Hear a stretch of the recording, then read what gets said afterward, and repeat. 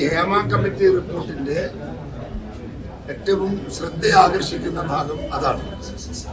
എന്തിനാണ് ഇത്രയും കാലം ഈ റിപ്പോർട്ട് പൂഴ്ത്തിവെച്ചത്?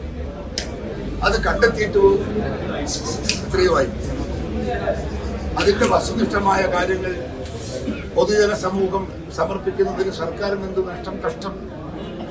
എന്തിന് ഇത്രയും കാലം നീട്ടിവെച്ചു എന്ന് പറയുമ്പോൾ അതിൽ പലരെയും സഹായിക്കാനും രക്ഷിക്കാനും ബാധ്യതയുള്ള ഒരു സർക്കാരിന്റെ കയ്യിലായിരുന്നു ഈ റിപ്പോർട്ട് എന്നാണ് ഇതിന്റെ അർത്ഥം.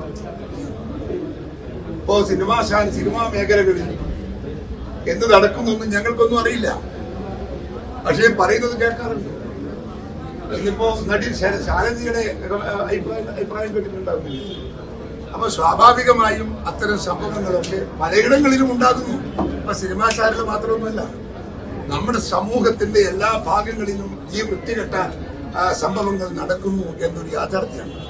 കോളേജുകളിൽ, സ്കൂളുകളിൽ, ഫാക്ടറികളിൽ, സർക്കാർ ഓഫീസുകളിൽ ഒക്കെ ഇതൊക്കെ സ്വാഭാവികമായി ചെറിയ രീതി, വളരെ വ്യാപകമായിട്ടൊന്നും കേട്ടിട്ടില്ലെങ്കിലും ഇങ്ങനെയൊക്കെ ചെറിയ ചെറിയ സംഭവങ്ങളൊക്കെ എല്ലായിടത്തും കേൾക്കുന്നു എന്നത് നമ്മുടെ നാടിന്റെ ഏറ്റവും വലിയ നെറികെട്ട നാണം കെട്ട ഒരു ഭാഗമായി നമ്മൾ ഇതിനെ കാണണം. പരിഹരിക്കാനുള്ള സംരംഭവും പരിഹരിക്കാനുള്ള ഒത്തൊരുമയും കേരളത്തിലെ ജനങ്ങൾ, ഉദ്യോഗസ്ഥന്മാർ, നടീനടന്മാർ എല്ലാ ആളുകളും കാണിക്കണമെന്നാണ് എനിക്ക് ഇതേക്കുറിച്ച് പറയാനുള്ളത്. സർക്കാർ പശ്ചാത്തപിക്കണം, സർക്കാർ അതിന് മറുപടി പറയണം. ആരാണ് ഇതിന്റെ ഉത്തരവാദി എന്ന് സർക്കാർ പറയണം മറുപടി. ഞങ്ങൾ അതിനുവേണ്ടി കാത്തിരിക്കുക.